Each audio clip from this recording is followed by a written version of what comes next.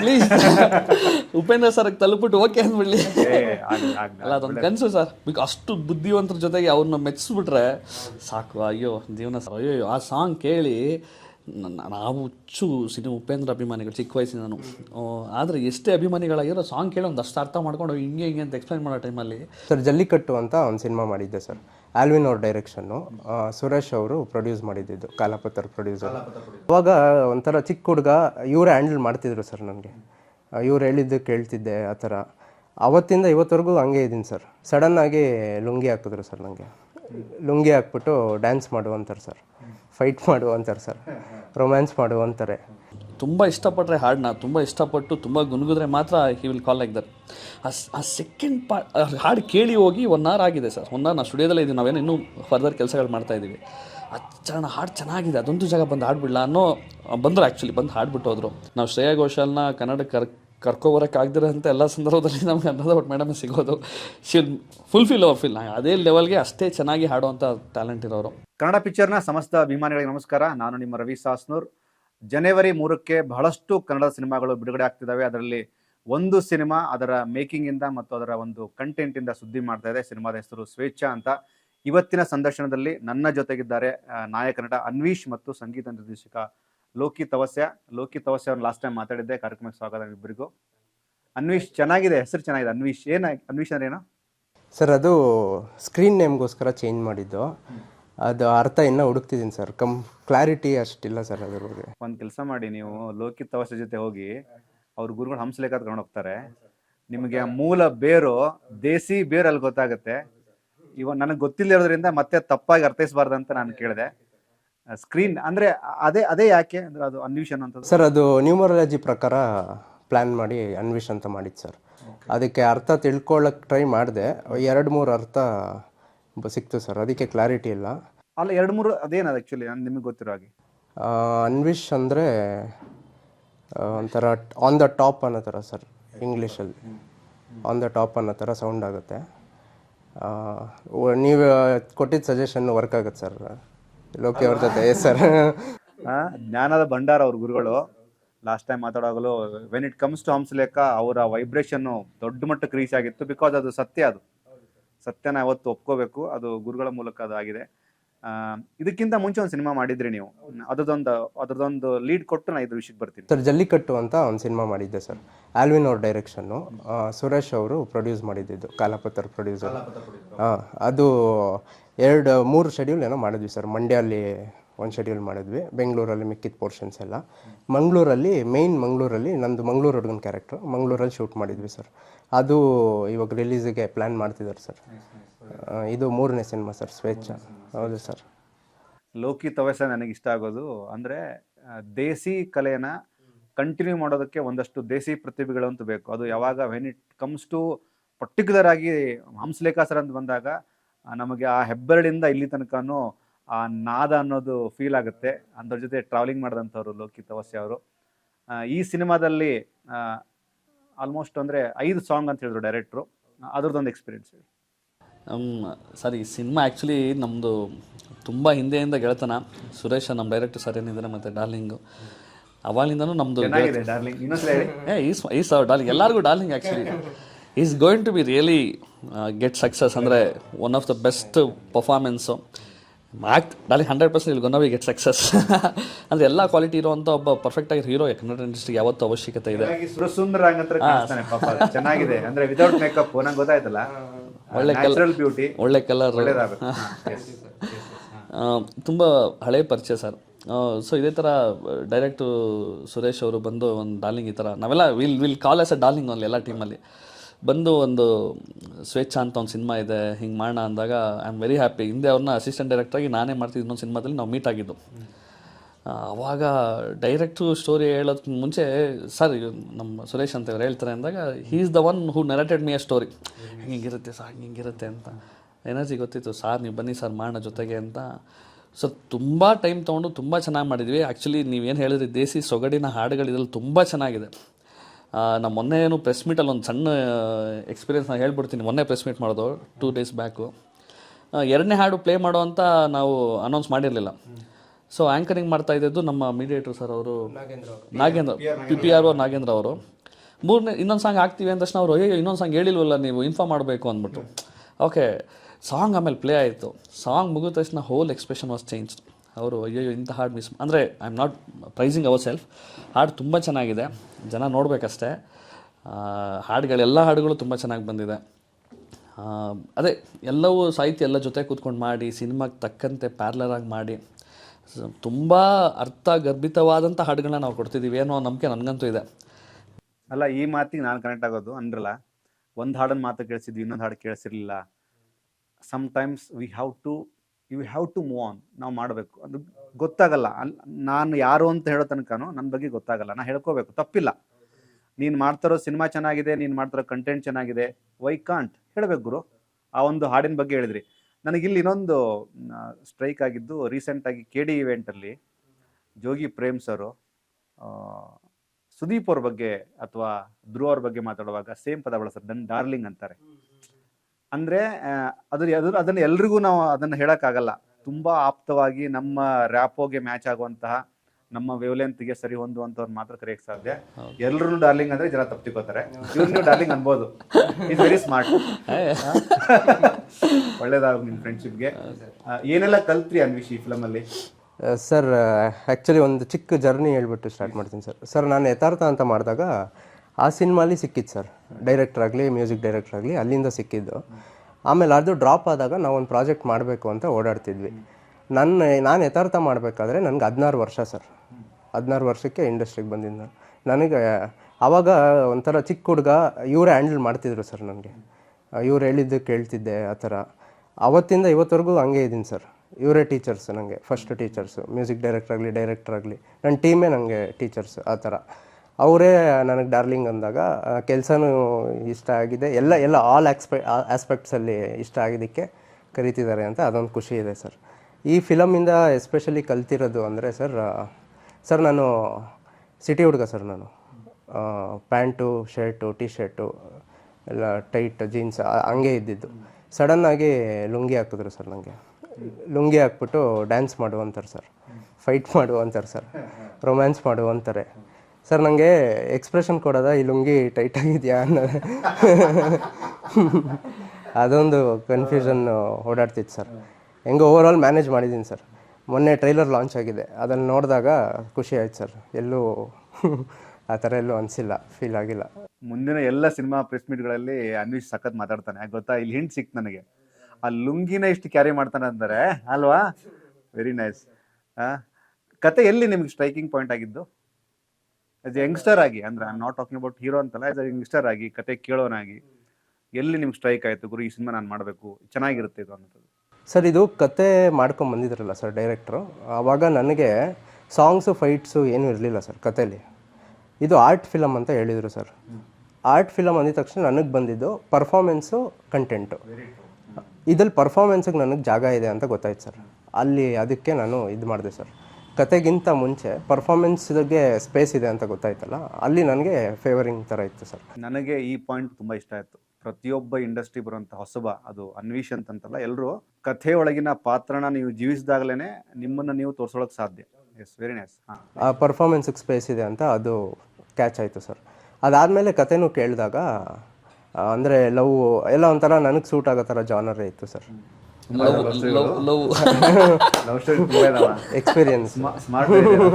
Experience ಅದೆಲ್ಲ connect ಆಯಿತು sir. ಮಾಡ್ಬೋದು ಅಂತ ಅನಿಸ್ತು ಸರ್. ಆಮೇಲೆ ನನಗೆ ಕಾನ್ಫಿಡೆನ್ಸ್ ಕಡಿಮೆನೇ ಇತ್ತು, ವಿಲೇಜ್ ಹುಡುಗ ಅದು ಇದು ಅಂತ. ಡೈರೆಕ್ಟ್ರು ಮಾತಾಡಿ ನೀನು ಮಾಡ್ಬೋದು ಅಂತ ಅವ್ರ ಬಾಯಿಂದ ಒಂದು ಸಲ ಬಂತಲ್ಲ ಸರ್, ಫಿಕ್ಸ್ ಆದೆ ಸರ್, ಆಗುತ್ತೆ, ಇದು ವರ್ಕೌಟ್ ಆಗುತ್ತೆ ಅಂತ.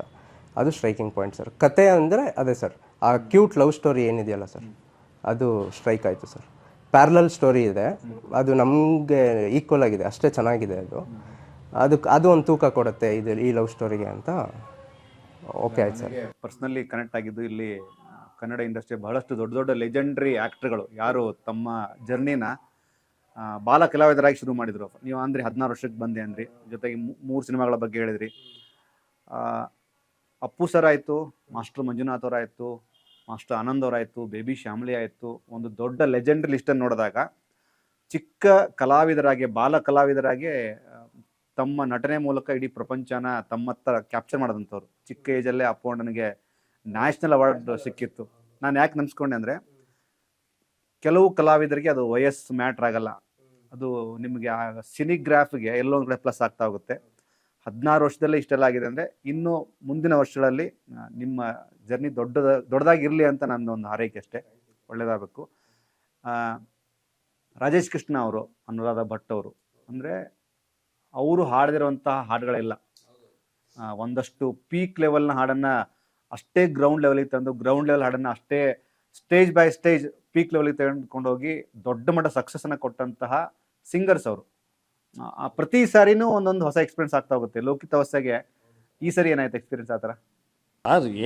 ನಾನು ರಾಜೇಶ್ ಸರ್ ಹತ್ರ 10-12 ಸಾಂಗ್ ಹಾಡಿಸಿದ್ದೀನಿ. ಅನುರಾಧ ಭಟ್ ಅವರು ಹಾಡಿದ್ದಾರೆ, ತುಂಬ ಇಷ್ಟಪಟ್ಟಾರೆ. ರಾಜೇಶ್ ಸರ್ ಸ್ಪೆಷಲಿ ಈ ಹಾಡನ್ನ ಆಡ್ಬಿಟ್ಟು ಆ್ಯಕ್ಚುಲಿ ರೆಕಾರ್ಡಿಂಗ್ ಅಂತ ಹೋಗಿ ಮನೆಯಿಂದ ನನಗೆ ಕಾಲು ಹೋಗಿ ಸೆಕೆಂಡ್ ಚರಣದಲ್ಲಿ ಆ ಸೆಕೆಂಡ್ ಪಾರ್ಟ್ ಯಾಕೋ ನನಗೆ ಇನ್ನೊಂದು ಸಲ ಸ್ಟುಡಿಯೋದಲ್ಲೇ ಇದ್ದೀರಾ ನೀವು, ನಾನು ಬಂದ್ಬಿಟ್ಟು ಹಾಡ್ಬಿಡ್ಲಾ ಸರ್. ಅವ್ರು ಹೋಗ್ಬಿಟ್ಟು ನನ್ನ ಸ್ಟುಡಿಯೋ ಇದ್ದಿದ್ದು ನಾಗರಬಾವಿಲಿ, ಅವ್ರ ಮನೆ ವಿಜಯನಗರಲ್ಲಿ.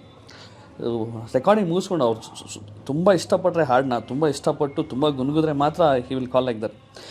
ಆ ಸೆಕೆಂಡ್ ಪಾರ್ಟ್ ಹಾಡು ಕೇಳಿ ಹೋಗಿ 1 hour ಆಗಿದೆ ಸರ್. 1 hour ನಾನು ಸ್ಟುಡಿಯೋದಲ್ಲೇ ಇದ್ದೀವಿ, ನಾವೇನು ಇನ್ನೂ ಫರ್ದರ್ ಕೆಲಸಗಳು ಮಾಡ್ತಾಯಿದ್ದೀವಿ. ಆ ಚರಣ ಹಾಡು ಚೆನ್ನಾಗಿದೆ, ಅದೊಂದು ಜಾಗ ಬಂದು ಹಾಡ್ಬಿಡ್ಲಾ ಅನ್ನೋ ಬಂದರು. ಆ್ಯಕ್ಚುಲಿ ಬಂದು ಹಾಡ್ಬಿಟ್ಟು ಹೋದರು. Sir, it's always best with work with the best people. ಯಾರ್ಯಾರು ಇದ್ದಾರೆ ಬೆಸ್ಟ್ ಇಂಡಸ್ಟ್ರಿಲಿ, ಅವ್ರ ಜೊತೆಲ್ಲ ವರ್ಕ್ ಮಾಡೋದು ಅದ್ಭುತನೇ. ರಾಜೇಶ್ ಸರ್, ನಾವು ಚಿಕ್ಕ ವಯಸ್ಸಿಂದ ಅವ್ರನ್ನ ಅಯ್ಯೋ ಆರಾಧಿಸ್ಕೊಂಡು ಬಂದ್ಬಿಟ್ಟಿದ್ದೀವಿ. ನಾನು ಅವ್ರು ಸಿಕ್ಕಾಗೊಮ್ಮೆಲ್ಲ ಜನುಮಾದ ಜೋಡಿ ನೀನು ಅಂದರೆ ಎಷ್ಟು ವರ್ಷ ಸರ್, 95-96 ಸಿನಿಮಾ ಅದು. ಆಲ್ಮೋಸ್ಟ್ 30 ವರ್ಷ, ಆಲ್ಮೋಸ್ಟು 3 ದಶಕ.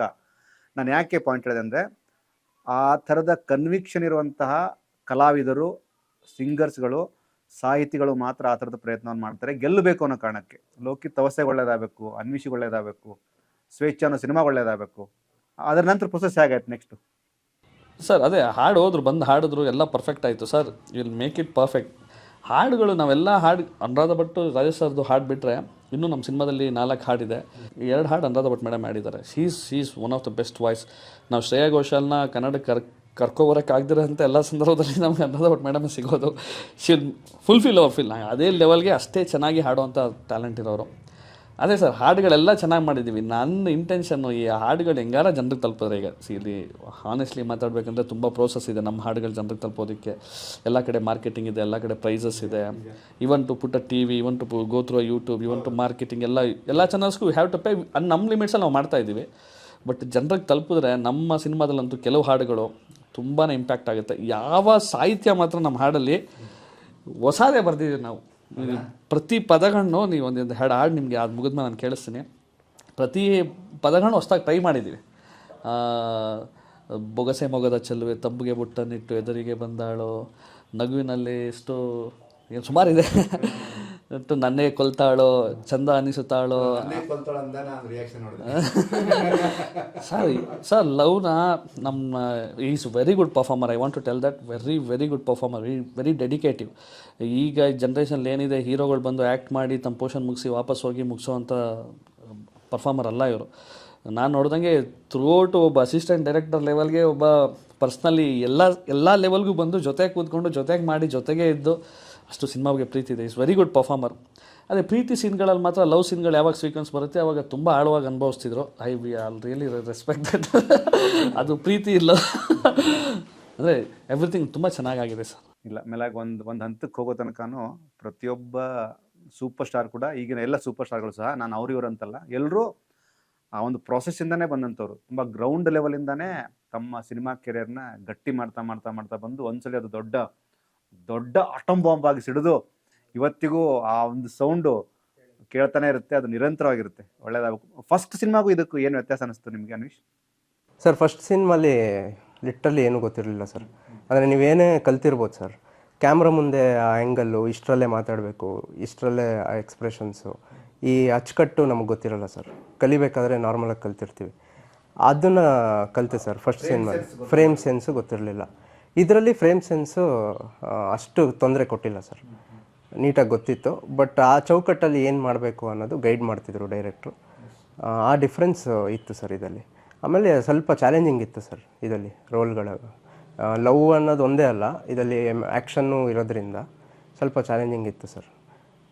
ಎಲ್ಲ ಜಾನರ್ಗೂ ಸ್ಪೇಸ್ ಇತ್ತು ಸರ್ ಇದರಲ್ಲಿ. ಹ್ಞೂ ಸರ್. ಲೋಕಿತವಸ್ಯ ಸಿನಿಮಾಗಳನ್ನು ಮಾಡ್ತಾನೆ ಇರ್ತೀರಿ, ಪ್ರಯತ್ನಗಳನ್ನು ಮಾಡ್ತಾ ಇರ್ತೀರಿ. ಬಟ್ ನಿಮ್ಗೆ ಅನಿಸಿರುತ್ತೆ ಸಖತ್ ಸಾಂಗ್ಸ್ಗಳು ಇದರ ಪ್ರೀವಿಯಸ್ಸು ಅದು ಯಾಕೋ ರೀಚ್ ಆಗಲಿಲ್ಲ, ಇದನ್ನು ಅದಕ್ಕಿಂತಲೂ ಚೆನ್ನಾಗಿ ಮಾಡಬೇಕು, ಆ ಒಂದು ಹಠ ನಿರಂತರವಾಗಿ ಹಾಂಟ್ ಮಾಡ್ತಾ ಇರುತ್ತಲ್ಲ. ಅಯ್ಯೋ, every way every time sir ಅದು ಆಗುತ್ತೆ ಸರ್. ನಾವಿನ್ನೂ ಒಂದು 100% ಎಫರ್ಟ್ ಆಗ್ತಾ ಇರ್ತೀವಿ. ಹಾನೆಸ್ಟ್ಲಿ ನಮ್ಗೆ ಯಾವುದೇ ರೀತಿ ರಿಸಲ್ಟ್ ಸಿಗ್ತಾ ಇರಲ್ಲ. ಬಟ್ ಇಂಡಸ್ಟ್ರಿಲಿರೋ ಟ್ಯಾಲೆಂಟೆಡ್ ಪೀಪಲ್ಸ್ ನಮ್ಮ ಸುತ್ತ ಇರೋರು ನೋಡ್ತಾ ಇರ್ತಾರೆ. ದೇ ವಿಲ್ ಸಿ, ಯಾರಿಗೆ ಹಾಡು ಕಾಣಿಸುತ್ತೆ ಅವ್ರು ನೋಡ್ತಿರ್ತಾರೆ. ಅವ್ರು ಗುರುತಿಸಿದ್ರಿಂದನೇ ನಮಗೆ ಕೆಲಸಗಳು ಸಿಗ್ತಾ ಇದೆ. ಈಗ ನಾವು ಸೂಪರ್ ಹಿಟ್ ಆಗೇ ಇಲ್ಲ ಯಾವ ಸಾಂಗು. ಸಿನಿಮಾ ಲಿಟಲಿ ಒಂದು 7-8 ಸಿನಿಮಾ ಆಯಿತು. ಏನಕ್ಕೆ ಬೇಜಾರಾಗಲ್ಲ, ಏನಕ್ಕೆ ನಾವು ಹಿಂದೆ ಹೋಗಲ್ಲ ಅಂತಂದರೆ, ಈಗ ಸುತ್ತ ಇರೋ ಸಾರ್ ನನ್ನ ಗುರುತಿಸಿದ್ರು, ಇದೇ ಥರ ಈಗ ಇನ್ನೊಂದು ಸಿನಿಮಾ ಮಾಡ್ತಾಯಿದ್ದೀನಿ, ಬಾಯ್ಸ್ ಅಂತ ಒಂದು ಸಿನಿಮಾ ಮಾಡ್ತಾಯಿದ್ದೀನಿ. ಸುಮಾರು 4 ಸಿನಿಮಾಗಳು ನಾನು ಕಂಟಿನ್ಯೂಸ್ ಕೆಲಸ ಮಾಡ್ತಿದ್ದೀನಿ. ಬಟ್ ನಮ್ಮ ಟ್ಯಾಲೆಂಟ್ನ ಇಲ್ಲಿ ಗುರುತಿಸ್ತವ್ರೆ. ಒಂದು fine stage, fine time may be ನಮ್ಮ ಹಾಡಿಂದನೇ ಆಗ್ಬೋದು. ಹೊಡೆದ್ರೆ ಸರ್ ಹೇಳಿದ್ರಲ್ಲ ಅಟಮ್ ಬಾಂಬ್. ಲಾಸ್ಟ್ ಟೈಮ್ ಕೂಡ ನಾನು ಹಂಸಲೇಖ ಸರ್ ಜೊತೆಗೆ ಬಹಳಷ್ಟು ಜನ ಸಂಗೀತ ನಿರ್ದೇಶಕರ ಬಗ್ಗೆ ನಾನು ಲೋಕಿತವಸ್ಯ ಹೇಳಿದಾಗ ಒಂದು ಎನರ್ಜಿ ಪಾಸ್ ಆಗ್ತಾ ಹೋಗಿತ್ತು ಆ ವ್ಯಕ್ತಿಯಲ್ಲಿ. ತುಂಬ ಚೆನ್ನಾಗಿತ್ತು ಅಲ್ವಾ? ನನಗೆ ಮೇಲಾಗಿ ರೀಸೆಂಟಾಗಿ ನೋಡಿ, ಫಾರ್ ಎಕ್ಸಾಂಪಲ್ UI ಸಿನಿಮಾದ ಟ್ರೋಲ್ ಆಗುತ್ತೆ ಸಾಂಗು, ಸೀಟ್ ಎಡ್ಜ್ ಅನ್ನುವಂತಹ ಫೀಲ್ ಇದೆ ಗೊತ್ತಾ, ಅದು ಆ ಸಾಂಗ್ ಬಿಟ್ಟಾಲೇ ಬಂತು. ನಾನು ಯಾಕೆ ಸಾಂಗ್ ಬಗ್ಗೆ ಕನೆಕ್ಟ್ ಆದೆ ಅಂತಂದರೆ, ಅಜನೀಶ್ ಲೋಕನಾಥ್ ಅವರ ಸಂಗೀತ, ನರೇಶ್ ಕುಮಾರ್ ಅವರ ಸಾಹಿತ್ಯ, ಉಪೇಂದ್ರ ಅವರ ಎಲ್ಲ ಇನ್ಪುಟ್ಸ್ಗಳು, ಮೇಲಾಗಿ ಪ್ರೆಸೆಂಟ್ ವಿಷಯನೂ ಸಹ ಅದನ್ನು ಪಿಚ್ ಮಾಡಿ ಅದನ್ನು ಗಿಚ್ಚಿಗಿರ್ಗಿಲಿ ಥರ ಬಡ್ದಂಥ ಒಂದು ವಿಷಯ. ಅಂದರೆ ಇದನ್ನು ಯಾಕೆ ನೆನೆಸ್ಕೊಂಡೆ ಅಂದರೆ, ಒಂದು ಕಥೆಗೆ ಎಲ್ಲವೂ ಇಂಪಾರ್ಟೆಂಟ್ ಆಗ್ತವೆ, ಸಂಗೀತ ಕೂಡ ಇಂಪಾರ್ಟೆಂಟ್ ಆಗುತ್ತೆ. ಆ ಒಂದು ಟ್ರೋಲ್ ಆಗುತ್ತೆ ಅನ್ನೋಂಥ ಸಾಂಗು ಸಿನಿಮಾಗೆ ಜನರನ್ನ ಕ್ಯಾಪ್ಚರ್ ಮಾಡೋದ್ರಲ್ಲಿ ಅದೊಂದು ಪ್ಲಸ್ ಆಯಿತು. ಇದಕ್ಕೆ ನೀವೇನು ರಿಯಾಕ್ಟ್ ಮಾಡ್ತೀರಿ ಸರ್? ಹೌದು ಸರ್. ಅಯ್ಯೋ, ಆ ಸಾಂಗ್ ಕೇಳಿ ನಾವು ಸಿನಿಮಾ ಉಪೇಂದ್ರ ಅಭಿಮಾನಿಗಳು ಚಿಕ್ಕ ವಯಸ್ಸಿನ ನಾನು. ಆದರೆ ಎಷ್ಟೇ ಅಭಿಮಾನಿಗಳಾಗಿರೋ ಸಾಂಗ್ ಕೇಳಿ ಒಂದಷ್ಟು ಅರ್ಥ ಮಾಡ್ಕೊಂಡು ಹಿಂಗೆ ಅಂತ ಎಕ್ಸ್ಪ್ಲೈನ್ ಮಾಡೋ ಟೈಮಲ್ಲಿ some YouTubers describing the whole song sir. ಅವ್ರು ಎಕ್ಸ್ಪ್ಲೈನ್ ಮಾಡ್ತಾಯಿದ್ರೆ ಬಿಹೈಂಡ್ ದ ವಾಲ್ ನಮ್ಮ ಪಾಯಿಂಟೇ ನೋಡಿಲ್ಲ, ಪ್ರತಿಯೊಂದು ಡಿಕೋಡ್ ಮಾಡ್ತಾಯಿದ್ರೆ ಅಲ್ಲಿರೋ ಒಂದು ಕಲ್ಗೊಂದು ಅರ್ಥ ಐತೆ, ಅಲ್ಲಿರೋ ಜಗ್ಗೊಂದು ಅರ್ಥ ಐತೆ, ಅಲ್ಲೊಂದು ಬಕೆಟ್ ಎಲ್ಲದಕ್ಕೂ ಅರ್ಥ ಇದೆ sir. Upendra sir is somewhere else. ನಮಗೆಲ್ಲ ನಾನು ಕೆಲವೊಂದು ಡೈರೆಕ್ಟರ್ಗಳ ಇಂಟರ್ವ್ಯೂ ನೋಡ್ಬೇಕಾದ್ರೆ ಅವ್ರು ಹೇಳ್ತಾರೆ, ಎಲ್ಲರೂ ಪ್ರಶಾಂತ್ ನೀಲಿಂದ ಹಿಡಿದು ಎಲ್ಲರೂ ಅವರು ಬೇರೆ ಸರ್. ಅದೇ ಸರ್ ನಾನು ಹೇಳ, ಪ್ರತಿ ಹಾಡನ್ನು ಪ್ರತಿ ಮ್ಯೂಸಿಕ್ ಡೈರೆಕ್ಟ್ರು, ಪ್ರತಿ ಡೈರೆಕ್ಟ್ರು ಕೂತ್ಕೊಂಡು ಮಾಡಬೇಕಾದ್ರೆ ಪ್ರತಿಯೊಂದು ಆಸೆ ಇರುತ್ತೆ, ಸಾರು ಸಖತ್ತಾಗಿ ಮಾಡಬೇಕು. Will putting 100% efforts. ಸಮ್ಟೈಮ್ಸ್ ನಮ್ಮ ಎಫರ್ಟ್ಸ್ ಸೋಲುತ್ತೆ, ಸಮ್ಟೈಮ್ಸ್ ಕಂಪೋಸಿಷನ್ ವೀಕ್ ಆಗುತ್ತೆ, ಸಮ್ಟೈಮ್ಸ್ ಲಿರಿಕ್ಸ್ ವೀಕ್ ಆಗುತ್ತೆ, ಸಮ್ಟೈಮ್ಸ್ ಮಾರ್ಕೆಟಿಂಗ್ ವೀಕ್ ಆಗುತ್ತೆ. ಎಲ್ಲವನ್ನೂ ಮಾಡಿದ್ರು ಅದ್ಭುತನೇ ಅಂತ ಅಂದ್ಕೊಂಡೆ. ಯಾರೂ ಅವರೇಜ್ ಹಾಡುಗಳನ್ನ ಒಪ್ಕೊಳ್ಳಲ್ಲ ಸರ್. ಎವ್ರಿ ಸಿಂಗಲ್ ಟೈಮ್ ನಾನು ಒಂದೇನೋ ಹಾರ್ಮೋನಿಯಂ ಹಿಡ್ಕೊಂಡು ಇಲ್ಲ ಗಿಟಾರ್ ಹಿಡ್ಕೊಂಡು ಐ ಆಮ್ ಕಂಪೋಸಿಂಗ್ ಅಂದರೆ, ಎದುರುಗಡೆ ಕೂತಿರೋ ಡೈರೆಕ್ಟ್ರ್ ಕಣ್ಣಲ್ಲಿ ಸಾರು ಅದ್ಭುತವಾಗಿರೋ ಒಂದು ಲವ್ ಸಾಂಗು, ಹೀರೋ ಹಿಂಗೆ ಬರ್ತಾಳೆ, ಹೀರೋಯಿನಲ್ಲಿ ಇರ್ತಾಳೆ, ನೋಡಿದ ತಕ್ಷಣ ಸಮ್ ಹೌ ಈ ಸ್ಟೋರೀಸ್ ಲೈಕ್ ದಿಸ್ ಹಿಂಗಿರುತ್ತೆ ಸಾರ್, ಹೆಂಗಿರಬೇಕು ತಾಡು ಅಂತ ನಾವು ಹಿಡ್ಕೊಂಡಿದ ತಕ್ಷಣ ಕಣ್ಣುಗಳು, ಸುತ್ತ ಇರೋ ಕಣ್ಣುಗಳು ಸರ್ ನಿಮಗೆ ನಿಮ್ಮ ಒಳಗಡೆ ಇಳಿದು ನೋಡ್ತಾ ಇರ್ತದೆ ನಿಮ್ಮನ್ನ ಏನು ಮಾಡ್ತಾರೆ ಇರೋ ಅಂತ. Every time will put 100% effort. But one thing I know, ನಾವು well learned musician. I am specially, ನಾನು ತುಂಬಾ ಕಲಿತು, ವರ್ಷಾನುಗಟ್ಟಲೆ ಕಲಿತು ಎಲ್ಲವನ್ನು ತಿಳಿದು ಬಂದಿರೋದು. ಐ ನೋ ಆ ಲೆವೆಲ್ಗೆ ಟ್ರೋಲ್ ಆಗುತ್ತೆ ಹಾಡಾಗಲಿ, ಯಾವುದೇ ಹಿಟ್ ಹಾಡುಗಳಿದೆ ಆ ಲೆವೆಲ್ಗೆ ನಾವು ಮಾಡ್ತೀವಿ, ಈ ನಮ್ಮ ಟೀಮೇ ಮಾಡ್ತೀವಿ. ಬಟ್ ಏನು ಗೊತ್ತಾ ಸರ್, ಅದೆಲ್ಲ ಸೇರಬೇಕು ಸರ್. ಒಳ್ಳೆ ಸಾಹಿತ್ಯ, ಒಳ್ಳೆ ಟ್ಯೂನು, ಒಳ್ಳೆ ಲಿರಿಕ್ಸು, ಒಳ್ಳೆ ಮೇಕಿಂಗ್ ಜೊತೆಗೆ ಒಳ್ಳೆ ಮಾರ್ಕೆಟಿಂಗ್ ಎಲ್ಲ ಸೇರಿದ್ರೆ ಸರ್ ಅಂಥ ಹಾಡುಗಳು. ನನಗೂ ಆಸೆ ಇದೆ ಉಪೇಂದ್ರ ಸರ್ಗೊಂದು ಸಿನಿಮಾ ಮಾಡಲೇಬೇಕು ಅಂತ. ಅವ್ರ ಡೈರೆಕ್ಷನಲ್ಲಿ ಯಾಕೆ ಆಗ್ಬಾರ್ದು, ಯಾಕೆ ಅಯ್ಯೋ ನಾವು ತಲೆ ಮೇಲೆ ಎತ್ಕೊಂಡು ಮಾಡ್ಬಿಡ್ತೀವಿ. ಇವತ್ತಿಗೆ ಫಾರ್ ಎಕ್ಸಾಂಪಲ್ ಅಜನೀಶ್ ಅವರು UIಗೆ ಮಾಡಿದ್ದರ ಹಿನ್ನೆಲೆ, ಅಜನೀಶ್ ಅವ್ರದ್ದು ಒಂದು ದೊಡ್ಡ ಜರ್ನಿ ಇದೆ ಅಂದ್ರೆ ಹೇಳ್ತಾ ಇರೋದು. ಸಡನ್ನಾಗಿ UI ಸಿಕ್ಕಿದ್ದಲ್ಲ, ಸಡನ್ನಾಗಿ ಒಂದು ದೊಡ್ಡ ಸಿನಿಮಾ ಸಿಕ್ಕಿದ್ದಲ್ಲ. ಆ ಒಂದು ಜರ್ನಿ, ಆ ಒಂದು ಪ್ರಕ್ರಿಯೆಗಳು ನಿಮ್ಮನ್ನ ಗಟ್ಟಿ ಮಾಡ್ತಾ ಹೋಗ್ಬೇಕು. ಅಭಿಮಾನಿಗಳೇ, ಉಪೇಂದ್ರ ಅವ್ರಿಗೆ ಒಂದು ಸಿನಿಮಾನ, ಸ್ಪೆಷಲಿ ಮ್ಯೂಸಿಕ್ಕನ್ನು ನಮ್ಮ ಲೋಕಿತವಸ್ಯ ಮಾಡಲಿ. ದೇವರ ಆಶೀರ್ವಾದ ನಿಮ್ಮ ಮೇಲೆ ಇರಲಿ. ಪ್ಲೀಸ್ ಉಪೇಂದ್ರ ಸರ್ಗೆ ತಲುಪಿಟ್ಟು ಓಕೆ ಅಂದ್ಬಿಡ್ಲಿ. ಅಲ್ಲ ಅದೊಂದು ಕನಸು ಸರ್. ಅಷ್ಟು ಬುದ್ಧಿವಂತರ ಜೊತೆಗೆ ಅವ್ರನ್ನ ಮೆಚ್ಚಿಸ್ಬಿಟ್ರೆ ಸಾಕು. ಅಯ್ಯೋ ಜೀವನ ನೋಡಿ. ನನಗೆ ಆ್ಯಕ್ಚುಲಿ ಈ ಮಾತಲ್ಲಿ ಸುಮ್ಮನೆ ಯಾಕೆ ಬರ್ತವೆ ಅಂತಂದರೆ, ಇದನ್ನು ಒಬ್ಬ ಸೂಪರ್ ಸ್ಟಾರ್ನ ಹೊಗಳೋದಕ್ಕಲ್ಲ, ಅವ್ರನ್ನ ಮೆಚ್ಚೋದಕ್ಕಲ್ಲ. ಅಂಥವ್ರ ವಿಷಯ ಬಂದಾಗ ನಿಮಗೆ ಆ ಫ್ಲೋ ಚೇಂಜ್ ಆಗುತ್ತೆ. ನೋಡಿ, ಉಪೇಂದ್ರ ಅಂದಾಗ, UI ಅಂದಾಗ ನಿಮ್ಮ ಲ್ಯಾಂಗ್ವೇಜ್, ನಿಮ್ಮ ಕಣ್ಣಲ್ಲೇ ಇರುವಂಥ ಎಕ್ಸ್ಪ್ರೆಸ್ ಎಲ್ಲವೂ ಚೇಂಜ್ ಆಯಿತು ಅಲ್ವಾ? ಭಾಳ ಖುಷಿ ಆಯಿತು ನಿಮ್ಮ ಜೊತೆ ಮಾತಾಡಿ. ನೆಕ್ಸ್ಟ್ ಸೆಗ್ಮೆಂಟ್ ನಾನು ಡೈರೆಕ್ಟರ್ನ ತೋರ್ತೀನಿ. ಆಡಿಯನ್ಸ್ ಏನು ಹೇಳಕ್ಕೆ ಇಷ್ಟಪಡ್ತೀರಿ? ಸರ್ ದಯವಿಟ್ಟು ನಮ್ಮ ಸಿನಿಮಾ ನೋಡಿ ವಿ ವಿಲ್ ಒಂದು ಸಣ್ಣ 1% ನಾವು ಡಿಸಪಾಯಿಂಟ್ ಮಾಡಲ್ಲ. ಆಮೇಲೆ ತುಂಬ ಚೆನ್ನಾಗಿದೆ. ನಮ್ಮ ಟ್ರೈಲರ್ ನೋಡಿ ಫಸ್ಟು ನಿಮ್ಗೆ ಗೊತ್ತಾಗ್ಬಿಡುತ್ತೆ ಒಂದು ಇಂಟ್ರೊಡಕ್ಷನ್ನು, ಮತ್ತು ನಮ್ಮ ಸಾಂಗ್ಗಳನ್ನ ಕೇಳಿ 100% ನೀವು ಬರ್ತೀರಾ. ಥಿಯೇಟ್ರಿಗೆ ಬಂದು ನಮ್ಮ ಸಿನಿಮಾ ನೋಡಿ, ಸಖತ್ತಾಗಿರುತ್ತೆ. ಒಬ್ಬರು ಬಂದರೆ ಸರ್ 100% 10 ಜನ ವಾಪಸ್ ಬರ್ತಾರೆ ನಂಬಿಕೆ ನಮಗಿದೆ. ಫಸ್ಟು ಪ್ರಾಬ್ಲಮ್ ಏನು, ಒಬ್ಬರನ್ನ ಕರ್ಸೋದೇ ನಮಗಿರೋ ಪ್ರಾಬ್ಲಮ್. ಯಾರೋ ಒಬ್ಬ ಅನ್ನೋನ್ ಪರ್ಸನ್ ನಮ್ಮ ಸಿನಿಮಾ ಥಿಯೇಟ್ರಿಗೆ ಕರ್ಸೋದು ಪ್ರಾಬ್ಲಮ್. ಬಂದರೆ we don't lose your faith. ದಯವಿಟ್ಟು ಸಿನಿಮಾ ನೋಡಿ. Thank you so much Loki Tavase, ಒಳ್ಳೇದಾಗಲಿ. ನೆಕ್ಸ್ಟು ಇಂಟರ್ವ್ಯೂಗಳಲ್ಲಿ ನನಗೆ ಸರ್ ಉಪ್ಪಿ ಸರ್ ಒಂದು ಸಿನಿಮಾದೇನೋ ಆಫರ್ ಸಿಕ್ಕಿದೆ ಅಂತ ಆ ಸುದ್ದಿಯೊಂದಿಗೆ ಬನ್ನಿ. 100% ಬರ್ತೀನಿ. Thank you so much.